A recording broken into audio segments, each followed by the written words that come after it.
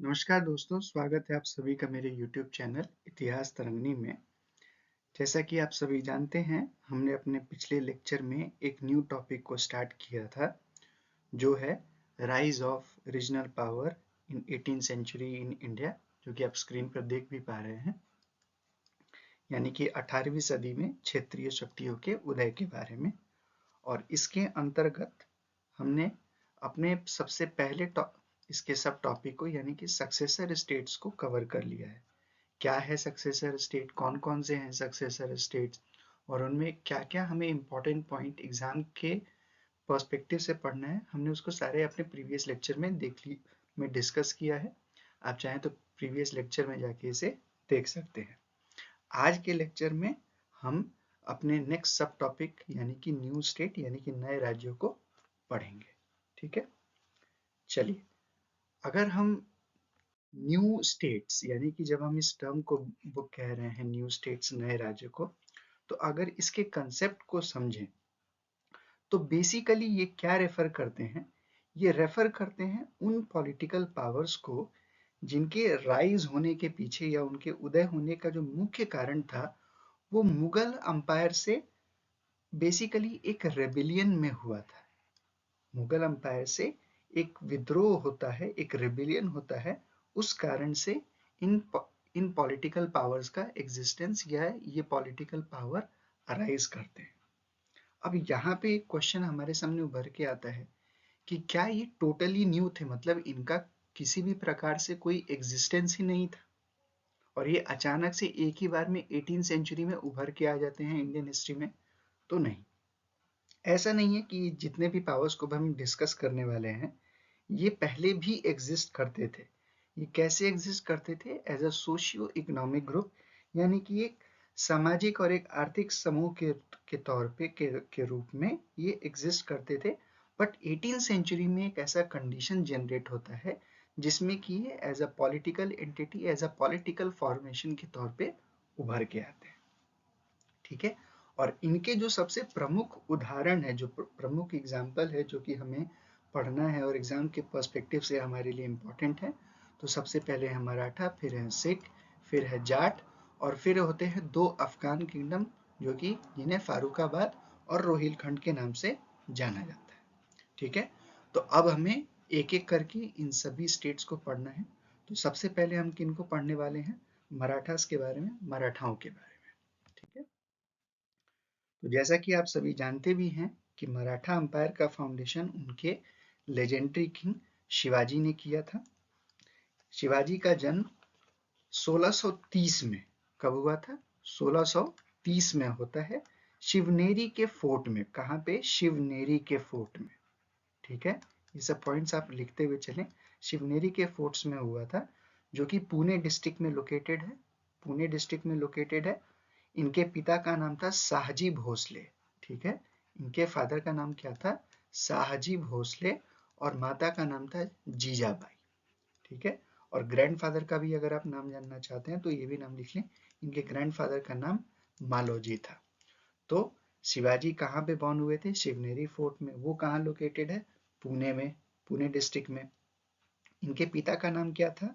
शाहजी भोसले था, और माता का नाम क्या था? जीजाबाई, और इनके ग्रैंडफादर का नाम क्या होता है? मालोजी। ठीक है, अगर हम बात करें शिवाजी, अभी देखिए हम मराठा अंपायर के टोटल फाउंडेशन के बारे में नहीं पढ़ रहे हैं, बल्कि हम 18th सेंचुरी के कॉन्टेक्स्ट में पढ़ेंगे, और इस तरीके से पढ़ेंगे ताकि जो हमारा नेक्स्ट टॉपिक है यानी कि advent of European powers and the consolidation of European power in Indian सब कॉन्टिनेंट है, उससे एक लिंक के फॉर्मेट में पढ़ेंगे। ठीक है, ताकि एक एक से एक टॉपिक जुड़ता चला जाए और हम अपने पूरे मॉडर्न इंडिया के सिलेबस को कवर करते हुए जाए। ठीक है, तो इस फॉर्मेट में हमें पढ़ना है। जब हम मिडिवल इंडिया में रहेंगे तब पूरा का पूरा मराठा एम्पायर के शुरुआत से लेके जितने भी उनके इंपॉर्टेंट लीडर्स, उनके एडमिनिस्ट्रेटिव, उनके सोशल इकोनॉमिक हिस्ट्री को पढ़ेंगे। ठीक है, तो अगर बात करें उनके जीवन काल के बारे में, यानी कि शिवाजी के जीवन काल के बारे में, तो दो पॉलिटिकल पावर्स थे जिनके साथ उन्हें काफी संघर्ष करना पड़ा था। तो वो दो पॉलिटिकल पावर्स कौन थे? Mughal ruler and the ruler of Bijapur. ठीक है, और इन्हीं के कन्फ्रंटेशन के साथ में के दौरान में शिवाजी ने मुगल अंपायर का या सॉरी मराठा अंपायर का फाउंडेशन ले किया था, ठीक है। और इनका जो देहांत जो है वो 1680 में होता है, ठीक है।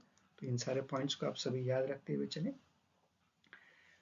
अब जब शिवाजी का जब डेथ होता है तो एज यूजुअल जैसे आपने इंडियन पॉलिटिकल हिस्ट्री में देखा है या वर्ल्ड के किसी भी आप पॉलिटिकल हिस्ट्री में देखिए कि हमेशा उनके वंशजों के बीच में, उनके पुत्रों के बीच में सत्ता के लिए लड़ाई होगा। तो मराठा भी कुछ इसके एक्सेप्शन नहीं थे। आप देख भी पा रहे हैं, दो ग्रुप था। तो थ्रोन के लिए लड़ाई हुआ तो शिवाजी के दो बेटे होते, एक है संभाजी और दूसरे हैं राजाराम।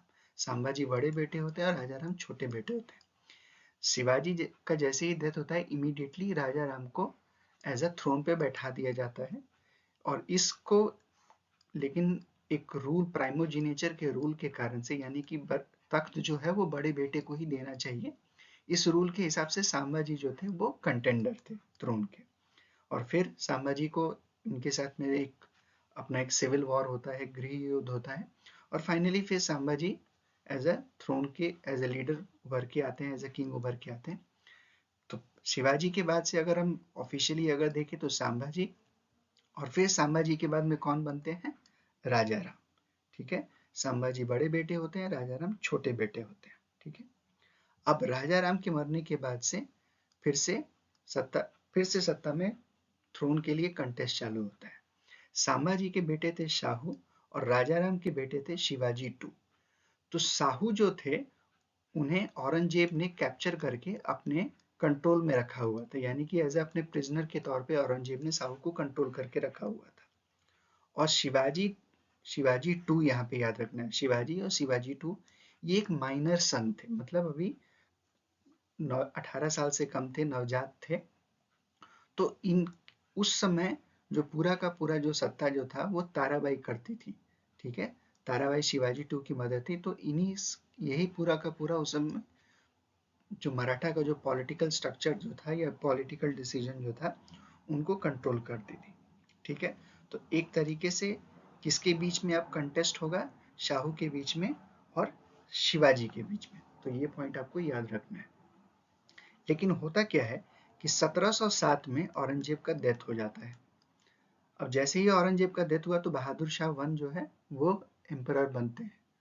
बहादुर शाह वन ने शाहू को रिलीज किया और रिलीज होने के बाद में शाहू और शिवाजी टू के बीच में, यानी कि बेसिकली ताराबाई के बीच में एक गृह युद्ध छुड़ जाता है, जिसमें कि सिंहासन के दावेदार कौन बनेगा।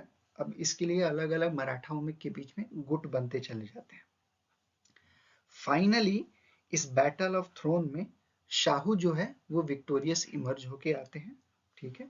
और इस विक्ट्री के पीछे, शाहू के इस थ्रोन को फाइनली एक्वायर करने के पीछे जो सबसे बड़ा जो इम्पोर्टेंट रोल प्ले किया था वो उनके प्राइम मिनिस्टर यानी कि उनके पेशवा ने किया था, ठीक है। और इसी टाइम से हमें मराठाओं की हिस्ट्री में पेशवा का समय देखने को मिल जाता है। कौन थे वो पेशवा जिन्होंने सबसे इम्पोर्टेंट रोल प्ले किया था? तो वो है, सबसे पहले पेशवा हैं वो है बालाजी विश्वनाथ। तो एक तो बालाजी विश्वनाथ ने शाहू और शिवाजी के बीच का जो थ्रोन का जो मैटर था उसको सॉल्व करने में मदद किया। शाहू को गद्दी मिल जाता है। और फिर उसके बाद में हम क्या देखते हैं? ट्रीटी ऑफ वरना। ट्रीटी ऑफ वरना के अकॉर्डिंग शिवाजी टू को बेसिकली कहाँ पे? कोल्हापुर, कोल्हापुर का एक एरिया जो है वो उन्हें दे दिया जाता है और वो यहीं पे इंडिपेंडेंट तरीके से बिना शाहू के किसी इंटरफेरेंस के वो इस एरिया में रूल करेंगे। यानी कि जो कोल्हापुर का जो पूरा का पूरा एडमिनिस्ट्रेशन होगा, रेवेन्यू होगा, उसे कौन कंट्रोल करेंगे? शिवाजी टू। और बाकी जितने भी मराठा के जो एरिया है उसके ऊपर कौन कंट्रोल करेंगे? शाहू। और ये शाहू ने किसके मदद से एक्वायर किया था? इसमें जो सबसे ज्यादा जो इम्पोर्टेंट रोल प्ले किया किसने प्ले किया था? बालाजी विश्वनाथ से, ठीक है। और यहीं से हम क्या देखते हैं कि मराठाओं के पॉलिटिकल हिस्ट्री में एक इम्पॉर्टेंट फेज आता है जिसे कि हम एज ऑफ पेशवा के नाम से भी जान सकते हैं या कह सकते हैं, ठीक है। एग्जाम के पॉइंट ऑफ व्यू से आप सभी इनके नाम देख भी पा रहे हैं जो जो पेशवा थे। पहले बालाजी विश्वनाथ, फिर बाजीराव, फिर बालाजी बाजीराव, फिर सदाशिव बाजीराव, माधवराव और लास्ट में है रघुनाथ राव। तो ये एग्जाम के पॉइंट ऑफ व्यू से इम्पोर्टेंट है, क्योंकि इन्हीं से रिलेटेड जो कई सारे इम्पोर्टेंट इवेंट्स हुए हैं और इन्हीं को हमें पढ़ना है। ठीक है, चलिए अब एक एक करके हम इन पेशवास को पढ़ेंगे, जो जो इनसे रिलेटेड। पूरे इनके पॉलिटिकल हिस्ट्री को नहीं पढ़ना है, बट जो एग्जाम के पॉइंट ऑफ व्यू से इम्पोर्टेंट है हम उसे पढ़ेंगे। बात करें अगर इन पेशवाओं के बारे में, तो बेसिकली ये चित्पावन ब्राह्मण थे, आपको याद रखना है, चित्पावन ब्राह्मण थे। और ये ब्राह्मणों की एक बैंकिंग फैमिली होती है। ठीक है, एक बैंकिंग फैमिली होते हैं। आपको ये भी ये सारे याद रखना। आपसे पूछा जा सकता है कि ये कौन से ब्राह्मण थे, इनका प्रोफेशन क्या था, बेसिक एग्जैक्टली क्या इनका फैमिली प्रोफेशन था, लेकिन बाद में फिर ये एडमिनिस्ट्रेशन में आते हैं। ठीक है, अगर हम बालाजी विश्वनाथ के बारे में बात करें, तो इन्होंने एक बहुत इम्पोर्टेंट रोल प्ले किया था, जो कि शाहू को के प्राइम मिनिस्टर में हमने अभी देखा भी, किस तरीके से ट्रीटी ऑफ वर्ना के अकॉर्डिंग इन्होंने जो शाहू और शिवाजी टू के बीच का जो एक डायनेस्टिक टसल था उसे सॉल्व किया। ठीक है, और यहीं से अब इसके बारे में अगर हम बात करें, तो एक तो सबसे जो इम्पोर्टेंट पॉइंट बालाजी विश्वनाथ के उनके पॉलिटिकल जर्नी में आता है, वो है किस तरीके से उन्होंने शाहू को सिंहासन दिलाने में मदद किया। एक सबसे पहला पॉइंट ये है। इसके बाद जो दूसरा सबसे महत्वपूर्ण एक्शन जो बालाजी विश्वनाथ के कॉन्टेक्स्ट में हमें पढ़ना है, कि वो है कि 1719 में, अब हमें कहाँ पे चलना है, अब हमें मराठाओं से चलना है मुगल हिस्ट्री की तरफ में। तो 1719 में बालाजी विश्वनाथ ने सैयद ब्रदर्स को हेल्प किया मोहम्मद शाह को एम्परर, मुगल एम्परर बनने में।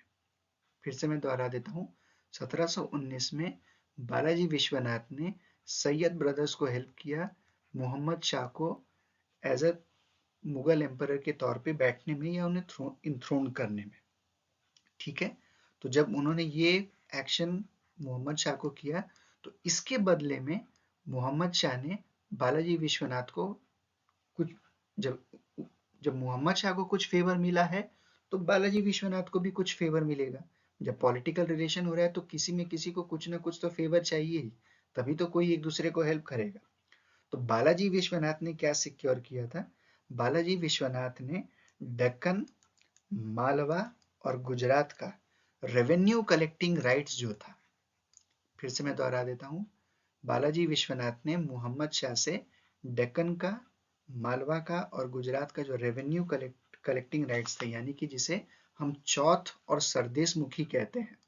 चौथ का मतलब होता है 1/4 और सरदेश मुखी का मतलब होता है 1/10। ठीक है, एडिशनल टैक्स। तो ये उन्होंने मोहम्मद शाह से एक इंपीरियल ऑर्डर ले लिया, और इंपीरियल ऑर्डर यानी कि जिसे सनद कहते हैं, SANAD, ये मोहम्मद शाह से उन्होंने सिक्योर किया। और शाहू के नाम पर उन्होंने ये सारा का सारा डिक्लेयर करवा लिया कि इस पूरे के पूरे चौथ और सरदेश मुखी का जो अधिकार होगा इन रीजन्स का, डेक्कन का, मालवा का और गुजरात का, ये किस किसे जाएगा? तो पूरा का पूरा मराठा लीडर शाहू को जाएगा। ठीक है, एक तो ये किया, और उसी के साथ साथ में महाराष्ट्र का जो एरिया था उसमें एक इंडिपेंडेंट अथॉरिटी के तौर पे शाहू को स्टैब्लिश करवाया। तो शाहू के एज अ मराठा सरदार या फिर एज अ मराठा किंग के बनने में मोस्ट इंपॉर्टेंट रोल हम किसका देखते हैं? बालाजी विश्वनाथ का। एक, पहला तो डायनेस्टिक टसल को रिमूव करना, और दूसरा मुगल एम्परर से कई सारे कंसेशन सिक्योर करने में इन्होंने मदद किया। ठीक है, और इसी कारण से इस समय के मराठा पॉलिटी में पेशवा का इंपॉर्टेंस बढ़ जाता है। ठीक है, ये सारे पॉइंट्स आप याद रखिए। फिर 1720 में क्या होता है कि बालाजी विश्वनाथ का डेथ हो जाता है, ये भी पॉइंट आप याद रखें। अब इसके बाद कौन बनते हैं पेशवा? इसके बाद आपने कई सारे, अभी हमने बात भी किया था कि जैसे आप अगर डेक्कन के बारे में बात करें, गुजरात के बारे में बात करें, मालवा के बारे में बात करें, तो एक जोग्राफिक मैप मैंने आपको दे दिया है ताकि आपको याद भी रहे कि यहाँ हम किस किस लोकेशन के बारे में बात कर रहे हैं। ठीक है, ये है डेक्कन, गुजरात और मालवा। इसी तरीके से अगर आप महाराष्ट्र का पूरा अगर क्षेत्र देखें तो ये जो लाइन है आपको ये देखना है कि ये पूरा का पूरा रीजन जो है ये एक तरीके से महाराष्ट्र को रिप्रेजेंट कर रहा है। ठीक है, तो इस पूरे के पूरे एरिया में इन्होंने बालाजी विश्वनाथ ने शाहू के लिए एक इंडिपेंडेंट अथॉरिटी के तौर पे एक इंपीरियल ऑर्डर ले लिया था।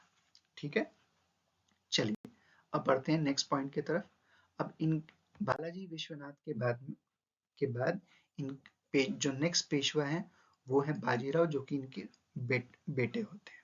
ठीक है, अगर बाजीराव के टाइम के बारे में अगर हम बात करें तो इनके जो सबसे जो मेजर एडवर्सरी यानी कि जो प्रमुख प्रतिद्वंदी थे वो थे निजाम ऑफ हैदराबाद। ठीक है, और इनके बीच में यानी कि बाजीराव और निजाम के बीच में जिस एरिया को लेके कॉन्फ्लिक्ट होता था वो था कर्नाटक, खानदेश और गुजरात। ठीक है, ये पॉइंट आप सभी आपसे एग्जैक्टली बिना किसी आपको किसी पॉइंट के सीधा सीधा आपसे ये फैक्ट पूछा जा सकता है कि, कि बाजीराव और निजाम ऑफ हैदराबाद के बीच में किस एरिया को लेकर कॉन्फ्लिक्ट था। आपको 4 ऑप्शंस दे दिए जाएंगे तो उसमें से आपको बताना पड़ेगा कि कौन सा सही है और कौन सा गलत है। ठीक है, तो ये सारे पॉइंट्स आप जरूर नोट डाउन करते हुए चले। बाजीराव और निजाम के बीच 2 बार जंग हुआ था। ठीक है, 2 बार इनके बीच में बाजीराव और निजाम के बीच में युद्ध होता है। पहले में क्या होता है कि मराठा जो है वो डिफीट हो जाते हैं। ठीक है, बट जो सेकंड वाला जो बैटल होता है जिसे हम बैटल ऑफ पालखेड़ के नाम से जानते हैं, बैटल ऑफ पालखेड़ या कई बार ट्रीटी ऑफ पालखेड़ के भी नाम से जाना जाता है, जो 1728 में हुआ था। और इस टाइम पे जो मराठा के जो लीडरशिप था वो बाजीराव कर रहे थे। और इसमें जैसे हमने देखा कि मराठाओं का इसमें विक्ट्री हुआ तो इन्होंने निजाम को मजबूर कर दिया था, विवश कर दिया था कि अब निजाम को शाहू को एकमात्र मराठा सरदार के तौर पे एक्सेप्ट करना पड़ेगा। ये बात याद रखिए कि बैटल ऑफ पालखेड़ या ट्रीटी ऑफ पालखेड़ के तहत सबसे पहला तो किसके बीच में हुआ, एक तरफ है बाजीराव और दूसरी तरफ है निजाम। सेकंड बैटल का आउटकम, पहले बैटल में मराठा हारते हैं, दूसरे बैटल में मराठा जीतते हैं। जिस बैटल में जीतते हैं यानी कि जो 1728 में जो हुआ उसका आउटकम क्या होता है कि निजाम को ये फोर्स, मतलब निजाम के पास अब कोई ऑप्शन ही नहीं बचा कि वो किसी और को रिकॉग्नाइज करें as the sole and the supreme authority of the Maratha power. पहले वो इस चीज को रिकॉग्नाइज नहीं कर रहे थे। हमने देखा भी कि मोहम्मद शाह ने इन्हें एक इंडिपेंडेंट अथॉरिटी दे दिया था, लेकिन 1740 लेकिन बाद में निजाम जो है वो 1740 तक के टाइम पे ये आ जाते हैं कहाँ पे, बेसिकली ये हैदराबाद में आके स्टैब्लिश हो जाते हैं। लेकिन इस बीच में जब 1724 से लेकर, निजाम के बारे में मैं बात कर रहा हूँ, 1724 से लेकर इस बीच में वो वजीर के तौर पे थे मोहम्मद शाह के। ठीक है, तो यहाँ पे अब इस चीज को वजीर होने के नाते वो इस चीज को एक्सेप्ट नहीं कर पा रहे थे कि मुगल अंपायर को रेवेन्यू ना जाके पूरा का पूरा रेवेन्यू जो है वो शाहू को जा रहा है। तो ये चीज को एक्सेप्ट नहीं कर रहे थे। अब जब एक्सेप्ट नहीं होगा तो दो पावर्स के बीच में टसल होना ही है, जो जीतेगा वही सिकंदर बनेगा। तो पहले में तो हार गए मराठा, लेकिन दूसरे में जीत जाते हैं। जब दूसरे में जीत जाते हैं तो उसका टर्म्स एंड कंडीशंस रखते हैं। तो इस तरीके से निजाम को उन्होंने फोर्स कर दिया कि अब शाहू को as a sole leader of the Maratha के तौर पे आपको एक्सेप्ट करना पड़ेगा, और जो भी कंसेशंस होंगे, जो भी रेवेन्यू राइट्स होंगे, वो पूरे के पूरे शाहू को दिए जाएंगे। ठीक है, तो एक तो ये इंपॉर्टेंट पॉइंट था। इसके बाद बाजीराव ने मालवा, गुजरात और राजस्थान तक में भी मराठाओं का जो इन्फ्लुएंस है वो इन्हीं के टाइम में हमें देखने को मिलता है। तो काफी एक्सपेंशन होता है बाजीराव के टाइम में मराठाओं का, और ये पूरा का पूरा मालवा, पूरे के पूरे गुजरात और इवन राजस्थान तक में इनका हमें इन्फ्लुएंस देखने को मिलता है। ठीक है, इसके बाद बाजीराव ने अपना ध्यान कहाँ पे किया, कोंकण की तरफ में। मैं आपको मैप के तहत दिखा देता हूँ कि कोंकण कहाँ है। तो कोंकण बेसिकली ये वाला रीजन है। ठीक है, ये आप यहाँ पे देख पा रहे हैं, ये कोंकण का कोस्ट लिखा हुआ है। तो जब बाजीराव ने पूरा का पूरा अपना कंट्रोल और या मराठाओं का जो इन्फ्लुएंस जो था वो राजस्थान तक इंक्लूड कर दिया था, इसके बाद में वो कहाँ के तरफ में आते हैं, कोंकण के कोस्ट के तरफ। अब इस टाइम पे यहाँ पे दो पावर्स होते हैं, ठीक है। सबसे पहला जो पावर होता है उन्हें सिद्दी कहा जाता है, ठीक है, सिद्दी, यानी ये अबिसिनियन मुस्लिम्स होते हैं। और दूसरे जो पावर होते हैं वो होते हैं पोर्चुगीज, ठीक है। 1736 तक, 1736 तक इन्होंने क्या किया, ये जो सिद्दी थे यानी कि जो अबिसिनियन मुस्लिम्स जो थे इनको भी अपने कंट्रोल में कर लिया। और जो पोर्चुगीज थे, पोर्चुगीज को सलसट, बसाएं और चौल, ठीक है, यहाँ पे आप देख सकते हैं ये चौल लिखा हुआ है, ठीक है, डाबहोल है, यहाँ पे बसाएं है, सलसट है। तो इन सारे जगह पे क्या था, बेसिकली पोर्चुगीज का कंट्रोल था। तो इन सारे जगह से बसाएं, सलसट और चौल, डाबहोल, इन सारे जगह से इन्होंने पोर्चुगीज को हरा दिया। और अब पोर्चुगीज जो है वो कहाँ पे सिर्फ और सिर्फ गोवा में और दमन तक में कन्फाइंड रह गए थे। तो ये भी एक प्राइम इंपॉर्टेंट चीज है कि इन्होंने पोर्चुगीज के पावर को रिड्यूस कर दिया था और बाद में ये कहाँ तक कन्फाइंड रह जाते हैं, सिर्फ गोवा में और दमन में, ठीक है। तो इस पॉइंट को आप याद रखें। इसके बाद होता है एक इम्पॉर्टेंट जो पॉइंट आता है वो है 1738 में, ठीक है। 1738 में ट्रीटी ऑफ भोपाल के कॉन्टेक्स्ट में होता है। क्या है ये भोपाल, ट्रीटी ऑफ भोपाल, चलिए समझते हैं। तो 1738 में बाजीराव ने मुगल आर्मी को हरा दिया था। इस समय मुगल आर्मी को कौन लीड कर रहे थे, इस समय भी निजाम ही लीड कर रहे थे, ठीक है। और ट्रीटी ऑफ भोपाल होता है। और ट्रीटी ऑफ भोपाल के अंतर्गत क्या होता है कि पूरा का पूरा जो मालवा का जो सूबा होता है उसका जो सोल कंट्रोलर जो होता है वो पेशवा के अंडर में आ जाता है, यानी कि बाजीराव के अंदर में आ जाता है। तो अगर आप देखना चाहते हैं कि कौन किस चीज के बारे में हम बात कर रहे हैं, तो यहाँ पे देखिए, ये आप जैसे आप मालवा यहाँ पे देख पा रहे हैं। तो ये पूरा कई बार एग्जाम्स में क्या होता है कि आपको डायरेक्टली क्वेश्चंस ना पूछ के इनडायरेक्ट तरीके से भी पूछा जाता है, और हिस्ट्री में आपको ज्योग्राफी पूछ दिया जाएगा।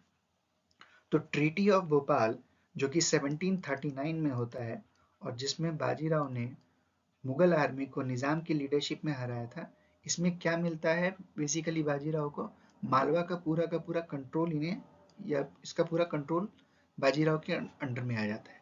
और ये जो मालवा है ये रिवर चंबल और यहाँ पे आप देख सकते हैं रिवर नर्मदा के बीच में सिचुएटेड है। तो आपसे सेंटेंस में ये नहीं पूछा जाएगा या ये नहीं लिखा जाएगा कि that the treaty of Bhopal helped help Bajirao to get control over the suba of Malwa.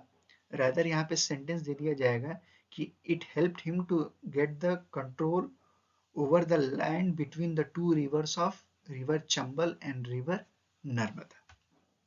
तो इस तरीके से भी आपको क्वेश्चन पूछा जा सकता है। तो ये भी पॉइंट्स आप जरूर याद करके रखें, ठीक है। फिर 1740 में बाजीराव का डेथ हो जाता है, ठीक है। और इसके बाद जो नेक्स्ट पेशवा बनते हैं वो बनते हैं इनके बेटे बालाजी बाजीराव, ठीक है, बालाजी बाजीराव। तो पहले जो पेशवा जो होते हैं उनका नाम होता है बालाजी विश्वनाथ, सेकंड जो होते हैं उनका नाम होता है बाजीराव। तो दोनों के नाम से मिला के बनते हैं तीसरे वाले पेशवा। और इनको बेसिकली ये बालाजी बाजीराव के बजाय नाना साहेब के नाम से फेमस थे, ठीक है। ये भी पॉइंट आपको याद रखना है, आपसे पूछा जा सकता है कि कौन नाना साहेब के नाम से फेमस थे। अगर बात करें नाना साहेब के बारे में, तो जैसा कि हमने देखा कि पहले के हमारे जो दो पेशवा थे बालाजी विश्वनाथ और बाजीराव, ये काफी मिलिट्री एडवेंचरस लीडर थे, काफी जुझारू मिलिट्री लीडर्स थे। लेकिन नाना साहेब एक मिलिट्री लीडर के तौर पे ज्यादा तो नहीं जाने गए, बट एक कुशल एडमिनिस्ट्रेटर के तौर पे, यानी कि एक कुशल शासक के तौर पे जाने जाते हैं या प्रभारी के तौर पे जाने जाते हैं, ठीक है। 1749 में शाहू का डेथ हो जाता है। शाहू कौन होता है, जो मराठा किंग होते हैं, इनका डेथ हो जाता है, ठीक है। आपको याद रखना है मराठा किंग शाहू का डेथ हो जाता है। और इसके बाद से पेशवा जो है वही मुगल पॉलिटिकल स्ट्रक्चर में सुप्रीम अथॉरिटी के तौर पे उभर के आते हैं, ठीक है। तो नाना साहेब ही एक्चुअली में बेसिकली एक सुप्रीम अथॉरिटी में के तौर पे बन के आते हैं। ये सारे पॉइंट्स मैंने आपको लिख दिए हैं। इनके टाइम में मराठा जो है अपने पीक पावर पे होते हैं। ये भी बात आपको याद रखना है कि जो पीक इन्फ्लुएंस या जो पीक हाइट जो होता है मराठाओं का, वो किसके टाइम में रीच करता है? वो रीच करता है बालाजी बाजीराव यानी कि नाना साहेब के टाइम पे। ठीक है, इनके टाइम का एक मोस्ट इंपॉर्टेंट ट्रीटी है, वो है ट्रीटी ऑफ भालके। ठीक है, ट्रीटी ऑफ भालके कब होता है? 1751 में। और क्या होता है इस, ये ट्रीटी किसके बीच में हुआ था? तो बालाजी बाजीराव के बीच में यानी कि नाना साहेब और हैदराबाद के निजाम के बीच में होता है। इस समय हैदराबाद के निजाम कौन होते हैं? सलाबाद जंग। ये पॉइंट आप याद रख लीजिएगा। तो ट्रीटी ऑफ भालके किसके बीच में हुआ? नाना साहब के बीच में और निजाम ऑफ हैदराबाद। उस समय कौन होते हैं निजाम ऑफ हैदराबाद? सलाबाद जंग, जिसमें कि खानदेश का का पूरा जो कंट्रोल होता है वो मराठाओं के पास में आ जाता है। तो क्या है खानदेश का? मैं आपको ज्योग्राफिकल एरिया दिखा देता हूँ। तो ये देख लीजिए, ये वाला जो रीजन है, ये पूरा का पूरा जो है, ये किसके कंट्रोल में आ जाता है? मराठाओं के कंट्रोल में। किस ट्रीटी के तहत आता है? तो ट्रीटी ऑफ भालके के तहत आता है। किसके? तो ये सारे पॉइंट्स जो है आप इंपॉर्टेंट याद रखिए। अगर ट्रीटी है तो किसके बीच में हुआ, इसका आउटकम क्या था, दोनों साइड के कौन कौन इंपॉर्टेंट लीडर्स थे। ठीक है, लेकिन इसी के साथ साथ में एक डाइकोटमी भी है। जैसा कि अभी हमने देखा कि मराठा की नाना साहेब के टाइम पे ही मराठा जो है वो अपने पीक पावर पे पहुंचते हैं, लेकिन इसी टाइम में होता है बैटल ऑफ पानीपत, यानी कि थर्ड बैटल ऑफ पानीपत होता है, जो कि मराठाओं के बेसिकली अंत का एक सूचक भी होता है, जहां से हम देखते हैं कि मराठाओं का डिक्लाइन भी स्टार्ट होता है। ठीक है, तो ये भी एक पॉइंट आपको याद रखना है। अगर हम थर्ड बैटल ऑफ पानीपत के बारे में बात करें, तो इस बैटल को बेसिकली जो एक तरफ थी अहमद शाह अब्दाली की फोर्स थी, जो कि एक अफगान लीडर थे। थर्ड बैटल ऑफ पानीपत कब होता है? 1761 में होता है। एक तरफ होता है अहमद शाह अब्दाली और दूसरे तरफ होते हैं मराठा। ठीक है, मराठाओं की आर्मी को किसने लीड किया था? सदाशिव राव भाव ने किया था। पेशवा उस समय कौन होते हैं? बालाजी बाजीराव, याद रखना है। आर्मी को किसने लीड किया था? सदाशिव राव भाव ने। ठीक है, और इसका आउटकम क्या होता है कि मराठा आर्मी जो है बहुत ही बुरी तरीके से इसमें हारती है, काफी जान माल का इसमें नुकसान होता है। ये सारे पॉइंट्स आपको याद रखने हैं। अब जैसे कि मराठा आर्मी इसमें हार जाती है, तो इसके हारने के कुछ ही वीक्स के बाद में बालाजी राव बालाजी बाजीराव का डेथ हो जाता है, उनका निधन हो जाता है। और इसके बाद जो है जो पेशवा कौन बनते हैं? वो बनते हैं माधव राव। ठीक है, तो ऐसे याद रखना है, बालाजी बाजीराव, बालाजी विश्वनाथ बाजीराव, फिर बालाजी बाजीराव, सदाशिव राव लीडर के तौर पे होते हैं, फिर बनते हैं माधव राव। ठीक है, ये पॉइंट आपको याद रखना है। फिर माधव राव के बाद में क्या होता है कि काफी, जब माधव राव, जब ये जब पूरा का पूरा सिचुएशन जब उभर के आता है, तो मराठा पॉलिटी में हमें काफी फैक्शनलिज्म हमें देखने को मिलता है, यानी कि गुटबंदी देखने को मिलता है। अब चूंकि पावर डिक्लाइन कर रहा है, रिसोर्सेस का क्रंच होगा, तो हर एक पावर अब ज्यादा से ज्यादा चाहेगा कि मेरे पास रिसोर्सेस रहे। अब इस रिसोर्सेस के कारण, जैसा कि हमने देखा था कि लेटर मुगल्स में क्या होता है, वही सेम, जैसे ही पावर डिक्लाइन मुगल्स में कर रहा है, तो एक गुटबंदी चल रहा है, तो वो इस उसी तरीके से मराठाओं में भी हमें एक गुटबंदी देखने को मिलता है। और इस तरीके से काफी मुगल अंपायर जो, सॉरी, जो मराठा अंपायर जो है वो अपने आप में वीक हो जाता है। इसको थोड़ा सा स्टेबिलिटी प्रोवाइड किया माधव राव ने। काफी इन्होंने कुछ एडमिनिस्ट्रेटिव रिफॉर्म्स किए, काफी अपने स्किल के तहत इन सारी चीजों को कंट्रोल करने की कोशिश किया। लेकिन फाइनली जब 1772 में इनका भी जब डेथ हो जाता है, तो मराठा पॉलिटी और भी ज्यादा फिर से गुटबंदी की तरफ में बढ़ता है। इसके बाद में जो पेशवा जो बनते हैं, पेशवा के कंटेंडर होते हैं रघुनाथ राव, जो कि माधव राव के चाचा होते हैं, यानी कि अंकल होते हैं। अब चूंकि इतना गुटबंदी हो चुका था, इतना फैक्शनलिज्म हो चुका था, और इस टाइम में कई सारे फॉरेन पावर्स जो है वो इंडियन सब कॉन्टिनेंट में आ चुके थे, और ब्रिटिशर्स जो है वो काफी एक पावर के तौर पे उभर रहे थे। ठीक है, तो रघुनाथ राव ने फाइनली क्या किया, ब्रिटिशर्स के साथ में एक ट्रीटी कर लिया, ताकि इससे उनको ब्रिटिश ब्रिटिश की जो आर्मी थी, जो आर्म फोर्सेस थी, वो उन्हें सपोर्ट मिल जाए, और वो अपने जो बाकी जो जो उनके अगेंस्ट में थे उनको हरा सके। ठीक है, तो रघुनाथ राव ने ब्रिटिशर्स के साथ ट्रीटी किया जिससे कि उनका पोजीशन सिक्योर हो जाए, और यहीं से 18 सेंचुरी कहिए या मराठाओं की हिस्ट्री के बारे में, मराठाओं की हिस्ट्री के कॉन्टेक्स्ट में कहिए, एक नया फेज स्टार्ट हो जाता है जिसे कि हम अपने next topic advent and consolidation of European powers in India में पढ़ेंगे। ठीक है, तो ये सारे जितने भी पॉइंट्स मैंने आपसे डिस्कस किए ये एग्जाम के पॉइंट ऑफ व्यू से बहुत ज़्यादा इंपॉर्टेंट है। नाम, इम्पोर्टेंट ट्रीटी, इवेंट, पहले कौन बना, पहले क्या आया, कौन कौन से इंपॉर्टेंट ट्रीटीज थे, उनके क्या क्या आउटकम थे, तो ये सभी आपको जरूर याद रखना है और जरूर नोट डाउन करते हुए आप चलिए। ठीक है, अगर कोई भी डाउट होता है तो आप पूछ भी सकते हैं। तो इस तरह से हमने मराठाओं को पढ़ लिया है। चलिए अब बढ़ते हैं अपने नेक्स्ट पावर की तरफ। ठीक है, नेक्स्ट जिस पॉलिटिकल पावर को हम पढ़ने वाले हैं वो है सिख स्टेट। ठीक है, जैसा कि आप सभी जानते हैं सिख पंथ का फाउंडेशन गुरु नानक, जिनका जन्म 1469 में हुआ था, उनके द्वारा किया गया था। और गुरु नानक जो थे अपने, अगर हम इनके पॉलिटिकल कंटेम्पररीज के बारे में बात करें तो लोधी डायनेस्टी जो कि दिल्ली सल्तनत के रूलर्स थे, और मुगल बादशाह जिसमें कि बाबर और हुमायूं।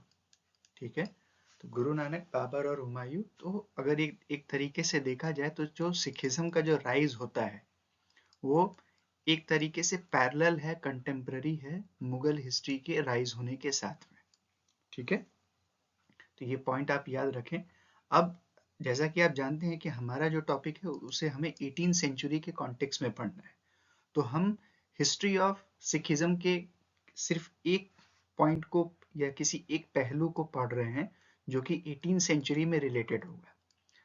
किस तरीके से सिखिज्म का राइज होता है, क्या इसका पूरा का पूरा हिस्ट्री है, ये मिडिवल इंडिया का टॉपिक रहेगा। तो जब हम मिडिवल इंडिया को कवर करेंगे तब हम सिखिज्म को पूरा का उसके पूरे हिस्ट्री को समझेंगे। अभी हमें सिर्फ और सिर्फ 18 सेंचुरी के कॉन्टेक्स्ट में देखना है। और अगर 18 सेंचुरी के कॉन्टेक्स्ट में अगर हम बात करें तो दो गुरु हमारे लिए बहुत ही ज़्यादा इंपॉर्टेंट हो जाते हैं। पहला है गुरु तेग बहादुर और दूसरा है गुरु गोविंद सिंह। गुरु तेग बहादुर जो कि 9th गुरु थे और गुरु गोविंद सिंह जो कि 10th गुरु होते हैं। ठीक है, ऐसे कुल मिला के हमारे पास 10 गुरु होते हैं। नाम मैंने आपको लिख दिया है, आप चाहें तो इसका नोट भी कर सकते हैं। बाद में मैं इसे डिस्कस भी करूंगा कि हर गुरु का अपना क्या क्या रेलेवेंस और क्या क्या इंपॉर्टेंट है, ये भी एग्जाम में पूछा जाता है, बट वो मिडिवल इंडिया में रहेगा। ठीक है, तो इस टॉपिक के कॉन्टेक्स्ट में हमें पढ़ना है 9th और 10th गुरु के बारे में। ठीक है, अब चूंकि जैसे हमने बात किया कि 1469 में और जैसे गुरु नानक ने इस पंथ का फाउंडेशन रखा, तो पहले जो सिखिज्म जो था वो एज ए रिलीजियस मूवमेंट के फॉर्म, एक सोशियो रिलीजियस रिफॉर्म मूवमेंट के तौर पे उभर के आता है। लेकिन 18 सेंचुरी के अराउंड, या कह सकते हैं कि 17 सेंचुरी के एंड के अराउंड, हम देखते हैं कि जो सिख कम्युनिटी का जो एक ग्रोथ हो रहा था उसमें एक पॉलिटिकल कॉन्शियसनेस हमें देखने को मिलता है, यानी कि एक स्टेट फॉर्मेशन की तरफ में बढ़ते हैं। इस टाइम पे इनके कंटेम्प्रेरी रूलर जो होते हैं वो औरंगजेब होते हैं। ठीक है, तो जब जब तक ये as a religious movement, as a socio religious reform movement के तौर पे रहे, तब तक तो मुगल अंपायर की तरफ से इन्हें कोई भी चैलेंज या कोई भी प्रॉब्लम नहीं आया। बट जब इनका एक पॉलिटिकल कॉन्शियसनेस, जब जब इनमें एक पॉलिटिकल कॉन्शियसनेस का राइज हुआ, तो हमें देखने को मिलता है कि औरंगजेब की तरफ से कई सारे चैलेंजेस आते हैं, क्योंकि सिख के भी अपने कुछ एस्पिरेशंस होते हैं, और औरंगजेब तो ऑलरेडी एक मुगल अंपायर, एक पॉलिटिकल अथॉरिटी स्टैब्लिश्ड है। तो दोनों के बीच में एरिया को लेके, अथॉरिटी को लेके एक टसल चल रहा है। ठीक है, तो ये सिचुएशन हमें 18 सेंचुरी के अराउंड में देखने को मिलता है। लेट 17 सेंचुरी या अर्ली 18 सेंचुरी हम जिसे कह सकते हैं। और फाइनली हम क्या देखते हैं कि 1675 में औरंगजेब ने गुरु तेग बहादुर को मृत्युदंड, यानी कि मृत्युदंड का एक सजा सुना दिया था। क्यों? क्योंकि उनके बढ़ते हुए जो पॉलिटिकल एक्शंस थे वो औरंगजेब की अथॉरिटी को, मुगल अंपायर के पावर को चैलेंज कर रहे थे। और दिल्ली में 1675 में औरंगजेब ने गुरु तेग बहादुर को मृत्युदंड की, यानी कि एग्जीक्यूट करने का ऑर्डर दिया। ठीक है, अब इसके बाद जो गुरु जो सिख में जो उभर के आए वो हैं गुरु गोविंद सिंह, जो कि 10वें गुरु हैं। और फिर इन्होंने 10वें गुरु ने खालसा पंथ का फाउंडेशन रखा। ठीक है, ये आपको याद रखना है, ये कई बहुत सारे एग्जाम्स में पूछा जा सकता है। तो गुरु गोविंद सिंह ने खालसा पंथ का फाउंडेशन रखा, और बेसिकली इसे हम एक मिलिट्री ऑर्गेनाइजेशन के तौर पे समझ सकते हैं। ठीक है, पहले एक मिलिट्री ऑर्गेनाइजेशन का सबकॉन्शियसनेस देखने को नहीं मिलता है। खालसा पंथ का जो फाउंडेशन जो कि गुरु गोविंद सिंह ने रखा, एक बेसिकली मिलिट्री ऑर्गेनाइजेशन होता है। और यहाँ से सिख और मुगलों के बीच में हमें एक ओपन कॉन्फ्लिक्ट देखने को मिलता है। ठीक है, बात करें अगर गुरु गोविंद सिंह के बारे में, तो पहला इलाका या पहला एरिया जो इनके बीच का जो कॉन्फ्लिक्ट मुगल और सिख के बीच का जो कॉन्फ्लिक्ट का जो बनता है वो होता है अनंतपुर साहिब। ठीक है, अनंतपुर का ये जो इलाका होता है, तो 1696 में गुरु गोविंद सिंह ने क्या किया, इस आनंदपुर का जो ये जो एरिया था इसमें अपना एक ऑटोनॉमस रूल इस्टेब्लिश करने का कोशिश किया। ये जो आनंदपुर साहिब था ये हिमाचल प्रदेश के बॉर्डर से भी लगा हुआ है, आप देख भी सकते हैं। तो यहाँ पे कई सारे हिल ट्राइब्स थे। तो इस एरिया को एक्वायर करने के लिए पहले उन्हें ये जो हिल एरिया था पहले इनको कंट्रोल करना था, इन्हें सब्जुगेट करना था। और इन हिल एरिया में कई सारे हिल चीफ्स हुआ करते थे, यानी कि पहाड़ी सरदार थे। तो जब इस तरीके से गुरु गोविंद सिंह का हमें एक्सपेंशन देखने को मिलता है आनंदपुर के तरफ, और यहाँ पे वो अपना एक ऑटोनॉमस रूल क्रिएट करना चाहते हैं, तो इस कारण से जो हिल चीफ जो थे हिमाचल प्रदेश के, इनके बीच में गुरु गोविंद सिंह के बीच में और हिल चीफ्स के बीच में एक टसल हमें देखने को मिलता है। अब चूंकि हिल चीफ्स इतने पावरफुल नहीं थे, तो इस सिचुएशन में उन्होंने क्या किया, उन्होंने मुगल एम्पायर से हेल्प लिया, यानी कि मुगल एम्पायर से हेल्प लिया। और धीरे धीरे करके, और पहले औरंगजेब और फिर उसके बाद में मुगल एम्पायर बनते हैं बहादुर शाह वन। तो आनंदपुर साहिब को लेके गुरु गोविंद सिंह और मुगल एम्पायर्स के बीच में ये कॉन्फ्लिक्ट जो है ये चलता रहा। ठीक है, अब इसके बाद क्या होता है कि 1708 में हमें देखने को मिलता है कि गुरु गोविंद सिंह का देहांत हो जाता है। 1707 में कौन देहांत करते हैं, औरंगजेब। 1708 में डेथ होता है गुरु गोविंद सिंह का। अब इसके बाद से आपको पता अगर होगा सिख की हिस्ट्री के बारे में, अगर आप जानते होंगे, तो जो गुरु का जो पोजीशन था उसे खत्म कर दिया जाता है। ठीक है, और अब इनके सिर्फ सिर्फ फॉलोअर होते हैं। तो गुरु गोविंद सिंह के जो एक प्रोमिनेंट जो फॉलोअर होते हैं वो कौन होते हैं, बंदा बहादुर। ठीक है, बंदा बहादुर। अब इसके बाद से जो सिख रिवोल्ट का जो कमान जो था वो बंदा बहादुर के कांटेक्ट के कंधों पर आ जाता है, और अब वो इसके बाद से जितने भी सिख रिवोल्ट होते हैं उनको कंटिन्यू रखते हैं अगेंस्ट द मुगल एम्पायर, या अपने रूल को स्टैब्लिश करने के लिए। ठीक है, गुरु गोविंद सिंह के टाइम में जो एरिया, जो कॉन्फ्लिक्ट वाला जो एरिया होता है वो होता है अनंतपुर। और अब जब बंदा बहादुर जब आ जाते हैं, तो गुरु कॉन्फ्लिक्ट जो है वो अनंतपुर से शिफ्ट होके कहाँ पे चल जाता है, मांझा एरिया के तरफ में। मांझा एरिया कौन सा है, बेसिकली रावी और ब्यास के इन बिटवीन रीजन को मांझा कहा जाता है। और सतलुज और ब्यास के बीच में, सतलुज और ब्यास के बीच का, तो एक तरीके से आप देखेंगे कि ये जो पूरा का पूरा इलाका जो है, सॉरी इसे छोड़ दीजिएगा, यहाँ से ब्यास से लेकर और सतलुज तक के बीच का जो इलाका जो हो जाता है, ये कॉन्फ्लिक्ट का एरिया डेवलप करता है। किसके बीच में, बंदा बहादुर और मुगल अथॉरिटी के बीच में। और यहाँ के इवन अपने जो जो छोटे छोटे जो रूलर्स होते हैं उनके बीच का भी कॉन्फ्लिक्ट जुड़ता है। तो जिसको जिस साइड में फायदा मिलता है वो उस साइड में जुड़ते हैं। अब एक तरफ है सिख, दूसरी तरफ है मुगल, और बीच में आ जाते हैं कुछ कुछ छोटे छोटे पीजेंट, या जो भी हम जिन्हें लोकल चीफ्स कह सकते हैं। अब जिनको जिसके तरफ से फायदा मिल रहा है, या तो वो सिख के तरफ में जा रहे हैं या तो मुगल की तरफ में जा रहे हैं। ठीक है, तो इस तरीके से बंदा बहादुर के टाइम पे हमें देखने को मिलता है कि अनंतपुर से कॉन्फ्लिक्ट ऑफ एरिया शिफ्ट होके रावी और सतलुज के और ब्यास के बीच के जो इलाके होते हैं इनके बीच में शिफ्ट कर जाता है। इस टाइम पे सिख बंदा बहादुर को जो सपोर्ट मिलता है वो जाट पीजेंट की तरफ से, मैंने अभी आपको बताया भी कि जो यहाँ के लोकल लीडर्स जो होते हैं, तो यहाँ पे जाट पीजेंट्स होते हैं जिनको की सपोर्ट मिल जो कि सपोर्ट करते हैं सिखों को। ठीक है, और धीरे धीरे क्या होता है कि इनका इन्फ्लुएंस जो है वो रावी नदी से लेकर और यमुना नदी तक, या यहाँ पे आप देख सकते हैं कि ये रिवर यमुना बताया हुआ है। तो इस इलाके से लेके और इस इलाके तक का पूरा जो इन्फ्लुएंस है वो पूरा का पूरा बंदा बहादुर के टाइम पे सिखों का इन्फ्लुएंस हमें पूरे इस इलाके में देखने को मिलता है। ठीक है, अब क्या होता है कि 1713 में फारूक शियार जो है वो मुगल एम्परर बनते हैं, और उन्होंने किसको, आप नाम लिख लीजिए, अब्दुस समद खान। ठीक है, इनका नाम आप नोट डाउन कर लीजिए। 1713 में मुगल एम्परर कौन बनते हैं, फारूक शियार, और फारूक शियार ने अब्दुस समद खान को लाहौर के फौजदार के पोस्ट पे अपॉइंट किया। ठीक है, लाहौर के पोस्ट के फौजदार के पॉइंट पे पर अपॉइंट किया, और उन्होंने इन्हें रिस्पॉन्सिबिलिटी दिया कि आप सिख अपराइजिंग को खत्म करेंगे। तो बेसिकली क्या है, अब जो चैलेंज होगा वो बंदा बहादुर और अब्दुल समद खान के बीच में होगा। ठीक है, किसे इन्हें अपॉइंट किया था, फारूक शियार ने अपॉइंट किया था।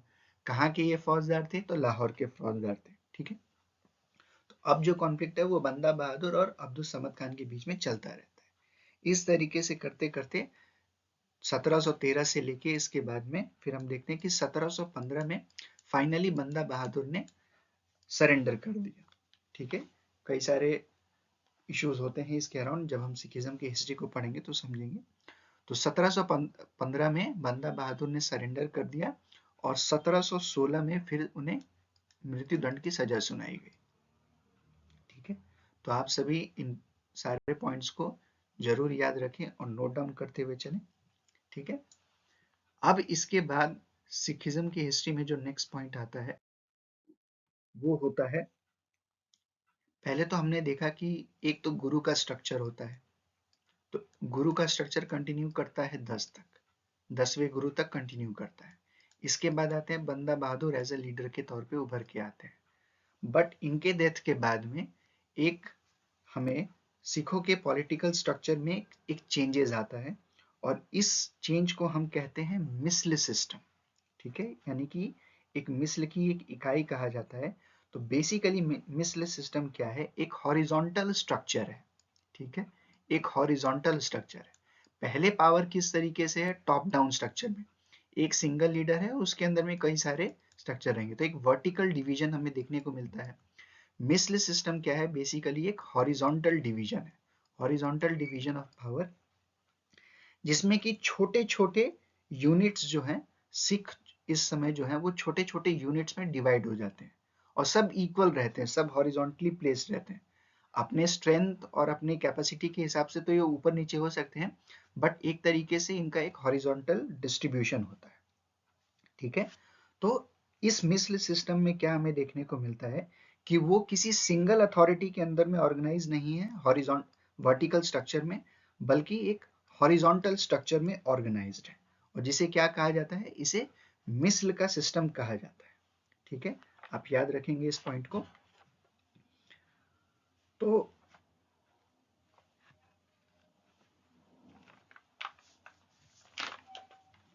अब इस सिस्टम में, अब हमें इस सिस्टम को थोड़ा समझना है कि अगर हम इस सिस्टम में के बारे में बात करें कि मिसल सिस्टम को किस तरीके से ऑर्गेनाइज किया जाता था, तो अगर मिसल सिस्टम में जैसे कई सारे मिसल रहेंगे, अगर किसी एक मिसल ने किसी एक एरिया को एक्वायर किया, एक मिसल है, सपोज करिए इन्होंने किसी एक एरिया को एक्वायर किया या ऑक्युपाई किया, तो इसमें जितने भी मेंबर्स रहेंगे, 10 हो, 12 हो, 13 हो, तो अपने अपने कंट्रीब्यूशन के अकॉर्डिंग, सपोज करिए कि किसी एक मिसल है, एक्स एक मिसल है, ठीक है, और इसमें 15 मेंबर्स थे। ठीक है, 15 मेंबर्स ने किसी वाई एरिया को ऑक्युपाई किया। अब इसमें जो 15 मेंबर्स थे उसमें किसी एक मेंबर ने 5 मेंबर्स को कंट्रीब्यूट किया, यानी कि सोल्जर्स का कंट्रीब्यूशन दिया। एक कोई था जिसने कि 10 सोल्जर्स के साथ साथ कुछ कुछ कैवलरी मैन को भी सपोर्ट दिया। तो ऐसे ऐसे करके डिफरेंट डिफरेंट कंट्रीब्यूशन एक मिसल ने किसी एरिया को ऑक्युपाई करने के लिए दिया। तो अब क्या होगा कि जब इस एरिया को ऑक्युपाई कर लिया गया है, तो हर एक मिसल में जो डिवीजन होगा, यानी कि इस टेरिटरी का बेसिकली जो रेवेन्यू का जो डिस्ट्रीब्यूशन होगा, वो किस मेंबर ने कितना कंट्रीब्यूशन दिया है हुआ है, यानी कि योगदान के अनुसार इस एरिया को मेंबर्स के बीच में बांट दिया जाता था। ठीक है, इस टाइम के अराउंड हम देखते हैं कि लगभग 60 से भी ज्यादा हमें मिस्ल देखने को मिलते हैं। ठीक है, क्योंकि पूरा का पूरा जो सिख कन्फेडरेसी होता है, जो कन्फेडरेशन होता है, वो 60 से भी ज्यादा लगभग मिस्ल में ऑर्गेनाइज होता है। और हर एक मिस्ल का अपना एक लीडर होता है जिसे कि दल खालसा कहा जाता है। ठीक है, हर ये वॉलंटरली चूजन होगा, ये कोई फैमिली के सिस्टम पे नहीं आएंगे, बल्कि अपने काबिलियत और कैपेसिटी के बेसिस पे इनका एक लीडर चुना जाता था। ठीक है, अब ऐसे करते करते सिखों का जो 18 सेंचुरी में जो है पॉलिटिकल सिस्टम बढ़ते हुए जा रहा है। पहले गुरु आए, फिर गुरु के सिस्टम खत्म होने के बाद में बंदा बहादुर के बाद में फिर आता है मिस्ल का सिस्टम। अब इसी मिस्ल के सिस्टम में चलते चलते हमें देखने को क्या मिलता है कि रंजीत सिंह नाम के एक जो लीडर हैं, जो कि सुकरचकिया मिस्ल से बिलोंग करते हैं, ये काफी पावरफुल इवॉल्व करते हैं अपने मिलिट्री लीडरशिप के कारण से, और एक सेंट्रलाइज्ड फॉर्म में ऑर्गेनाइज करते हैं सिख के पावर को। ठीक है, तो एक सेंट्रलाइज फॉर्म में हमें इनके पावर को देखने को मिलता है। किसने ऑर्गेनाइज किया? राजा रंजीत सिंह ने, जो कि सुकरचकिया मिस्ल से बिलोंग करते हैं। ठीक है, इनके टाइम में सिख जो है वो सिख स्टेट जो है वो काफी फ्लरिशिंग स्टेट में आया। चाहे इकोनॉमिक एंगल्स के हम पॉइंट से बात करें, चाहे पॉलिटिकल एंगल से बात करें, सारे चीजों में हमें फ्लरिशमेंट और स्टेबिलिटी देखने को मिलता है। ठीक है, इन्होंने अपनी आर्मी को यूरोपियन स्टैंडर्ड के अकॉर्डिंग ट्रेन किया था। बेसिकली फ्रेंच से सपोर्ट लेके इन्होंने अपनी आर्मी को मॉडर्न इन्फेंट्री और कैवेलरी और आर्टिलरी यूनिट्स कई सारे बनाए थे। ठीक है, 1809 तक इन्होंने पूरे के पूरे Lahore and the 5 doab of Punjab, यानी कि जो 5 द्वाब होते हैं, झेलम, चेनाब, रावी, ब्यास और सतलुज, इन पूरे के पूरे इलाकों में, लाहौर से लेकर इस पूरे इलाके में अब रंजीत सिंह का अथॉरिटी था, यानी कि सिख स्टेट का कंट्रोल स्टैब्लिश हुआ था। ट्रीटी ऑफ अमृतसर, ये भी एक इंपॉर्टेंट पॉइंट है, ट्रीटी ऑफ अमृतसर। ठीक है, ये एक इंपॉर्टेंट है। ये किसके बीच में हुआ था? रंजीत सिंह के बीच में और ब्रिटिशर्स के बीच में। इस ट्रीटी के अंतर्गत ब्रिटिशर्स को फोर्स कर दिया था रंजीत सिंह ने, ताकि वो रंजीत सिंह को as a sole sovereign ruler of Punjab के तौर पे रिकॉग्नाइज किया जाए। पॉइंट याद रखना है, ट्रीटी ऑफ अमृतसर के तहत ब्रिटिशर्स को फोर्स किया गया था, या उनके सामने कंडीशन रखा गया कि रंजीत सिंह को sole sovereign ruler of Punjab, यानी कि पंजाब के एकमात्र प्रभुता संपन्न शासक के तौर पर एक्सेप्ट करने के लिए उन्हें कहा गया था। ठीक है, किसके तहत? तो ट्रीटी ऑफ अमृतसर के तहत। इसके बाद में 1839 में हमें क्या देखने को मिलता है कि उनकी मृत्यु हो जाती है। और एज यूजुअल जो हर स्टेट में हमें कहानी देखने को मिलता है, एक डायनेस्टिक वॉर, एक डायनेस्टिक टसल देखने को मिलता है।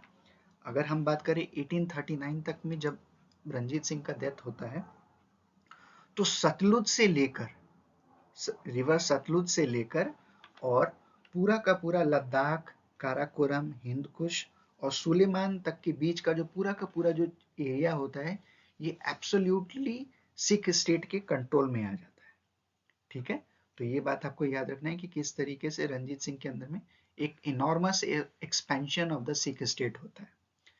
फिर फाइनली जैसे ही उनका डेथ होता है, फिर डायनेस्टिक टसल होगा। डायनेस्टिक टसल के कारण से सक्सेशन इश्यूज, और इस कारण से स्टेट जो है वो डिस्टेबलाइज होगा। और इसी का फायदा उठाकर, इसी अपॉर्चुनिटी का फायदा उठाकर ब्रिटिशर्स ने अपना अधिकार यहाँ पे जमाना स्टार्ट कर दिया। ठीक है, जिसे कि हम अपने आगे नेक्स्ट के टॉपिक में कवर करेंगे। नेक्स्ट जिस पॉलिटिकल पावर को हमें पढ़ना है वो है Jat kingdom of Bharatpur. Basically अगर हम इस जाट किंगडम ऑफ भरतपुर के बारे में बात करें, तो ये दिल्ली मथुरा रीजन के एक पेस्टोरल और एक एग्रीकल्चरिस्ट कास्ट के मेंबर्स थे। कहाँ के मेंबर्स थे, एक बार फिर से सुन लीजिए। दिल्ली और मथुरा रीजन के प्राइमरली क्या होते हैं? एग्रीकल्चरल और पेस्टोरल कास्ट, यानी कि खेतीहर और पशुपालक जाति के थे। और अगर मुगल अंपायर के कॉन्टेक्स्ट से अगर हम इनका बात करें, तो इनके जो रिवोल्ट का जो हिस्ट्री है, या इनके जो क्लैश का जो हिस्ट्री है, वो हमें जहांगीर के टाइम से देखने को मिलता है। ठीक है, दो प्रोमिनेंट रिवोल्ट जो जाट के टाइम में हमें देखने को मिलता है, सबसे पहला हुआ था 1669 में और दूसरा होता है 1686 में, ठीक है। और इस तरह से ये जो रिवोल्ट है ये कंटिन्यू रहा और धीरे धीरे हम देखते हैं कि जाट किंगडम ऑफ भरतपुर का फाउंडेशन होता है, जिसमें कि इम्पॉर्टेंट रोल जो प्ले किया था वो इनके तीन लीडर्स थे। सबसे पहले गोखला, फिर उसके बाद राजा राम और चूरामन जाट ने इस जाट स्टेट ऑफ भरतपुर के फाउंडेशन में एक इम्पॉर्टेंट रोल प्ले किया था। इसके बाद जो सबसे ज्यादा इम्पोर्टेंट लीडर उभर के आते हैं वो है सूरजमल, जिन्होंने कि जाट के पावर को कंसोलिडेट किया और यानी एक तरीके से पूरा का पूरा कंसोलिडेशन में जो एक इम्पॉर्टेंट रोल जो प्ले किया गया था वो सूरजमल था। और सिर्फ इतना ही नहीं था बल्कि उन्होंने मुगल अथॉरिटी को कंपेल भी कर दिया था ताकि वो इन्हें एक मान्यता के तौर पे, एक राज्य के तौर पे और एक रूलर के तौर पे एक्सेप्ट भी करे, ठीक है। कुछ और इम्पोर्टेंट पॉइंट जो कि एग्जाम के पर्सपेक्टिव से आपको याद रखना है वो ये है कि जो थर्ड बैटल ऑफ पानीपत होता है, जिसमें कि जो अफगानों के बीच में अफगानी सरदार अहमद शाह अब्दाली और मराठाओं के बीच में हुआ था, तो इन्होंने मराठाओं को सपोर्ट किया था, ठीक है। आप ये बात याद रखेंगे। इसी तरीके से सूरजमल ने अपनी आर्मी को मॉडर्न ट्रेनिंग के अराउंड या मॉडर्निटी, जो हम बात करते हैं आर्टिलरी या अगर इन्फेंट्री के कॉन्टेक्स्ट में अगर हम बात करते हैं, तो सूरजमल ने यूरोपियन पावर से हेल्प लेके अपनी आर्मी को ट्रेन भी किया था और मुगल रेवेन्यू सिस्टम को भी इंट्रोड्यूस किया था, ठीक है। फिर उसके बाद अगर हम इनके एक जोग्राफिकल कॉन्टेक्स्ट के बारे में बात करें या जोग्राफिकल एक्सटेंट ये कहाँ तक फैला हुआ था जाट पावर के बारे में बात करें, तो नॉर्थ में दिल्ली, साउथ में चंबल रिवर, वेस्ट में आगरा और ईस्ट में गंगा रिवर तक के इस पूरे के पूरे जोग्राफिकल लोकेशन के बीच में हमें जाट किंगडम ऑफ भरतपुर हमें देखने को मिलता है, ठीक है। फिर 1763 में जब सूरजमल का डेथ होता है, कब होता है 1763 में, सूरजमल के डेथ के बाद से फिर धीरे धीरे हम देखते हैं कि जाट पावर का डिक्लाइन होना स्टार्ट हो जाता है, ठीक है। तो ये सभी पॉइंट्स आप नोट कर लेंगे। चलिए नेक्स्ट पावर के ऊपर। नेक्स्ट पावर है Afghan kingdom of Farrukhabad and Rohilkhand.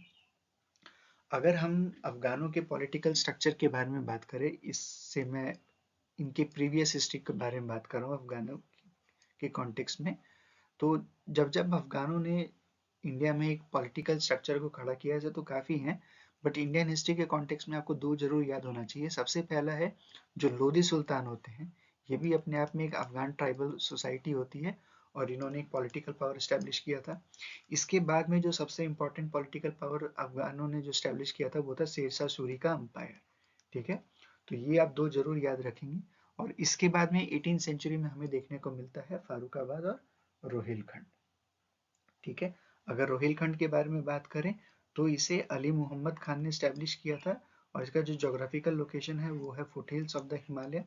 और दूसरा है फारुखाबाद, जिसे कि अहमद खान बंगश ने स्टैब्लिश किया था और जिसका जोग्राफिकल लोकेशन है ईस्ट ऑफ दिल्ली। एग्जाम के पॉइंट ऑफ व्यू से एक और चीज इंपॉर्टेंट है, अभी हमने थोड़ी देर पहले देखा कि किस तरीके से जाटों ने थर्ड बैटल ऑफ पानीपत में मराठाओं का साथ दिया था, तो रोहिलखंड और फारुखाबाद ने इस थर्ड बैटल ऑफ पानीपत में अफगानों का साथ दिया था। चूंकि ये अफगानी ट्राइब थे तो इन्होंने अहमद शाह अब्दाली का साथ दिया था, ठीक है। तो ये सभी पॉइंट एग्जाम की दृष्टि से बहुत ही ज्यादा इंपॉर्टेंट है। अब इसी के साथ हमने अपने टॉपिक, इस पूरे के पूरे न्यू स्टेट के टॉपिक को कवर कर लिया है। हमने सबसे पहले स्टार्ट किया था, अगर हम टॉपिक को मैं अगर आप एक बार आपके सामने अगर आपको रिवाइज करवा दूं, तो सबसे पहले हमने हमारा जो मेन टॉपिक है वो है regional formation in the 18th century. 18th century में हमने सबसे पहले क्या पढ़ा, हमने सबसे पहले पढ़ा सक्सेसर स्टेट में। सक्सेसर स्टेट में कौन से तीन इंपॉर्टेंट स्टेट थे, अवध, बंगाल और हैदराबाद। इसके बाद हमने जो नेक्स्ट स्टेट है जो फॉर्मेशन था वो है न्यू स्टेट का। न्यू स्टेट में हम किन किन को पढ़ते हैं, हमने सबसे पहले मराठाओं को पढ़ा, फिर हमने सिख को पढ़ा, फिर हमने जाट को पढ़ा और फिर हमने अफगान किंगडम्स को पढ़ा। अब इसके बाद में हम जो जिस नेक्स्ट टॉपिक को कवर करने वाले हैं वो रहेगा न्यू सॉरी इंडिपेंडेंट स्टेट्स रहेंगे, ठीक है। और इंडिपेंडेंट स्टेट्स के साथ साथ उसी के साथ में ही छोटा सा टॉपिक है वो जल्दी कवर हो जाएगा, इसके बाद हम स्टार्ट करेंगे अपने नए topic advent and consolidation of European powers in India. ठीक है, जो नेक्स्ट जो वीडियो रहेगा वो independent state of the 18th century के ऊपर रहेगा। ठीक है, और जो नेक्स्ट टॉपिक होगा वो रहा होगा advent and consolidation of European powers in India. ठीक है, तो इसी के साथ हमने आज के इस टॉपिक को यानी कि न्यू स्टेट्स इन इंडिया को कवर कर लिया है।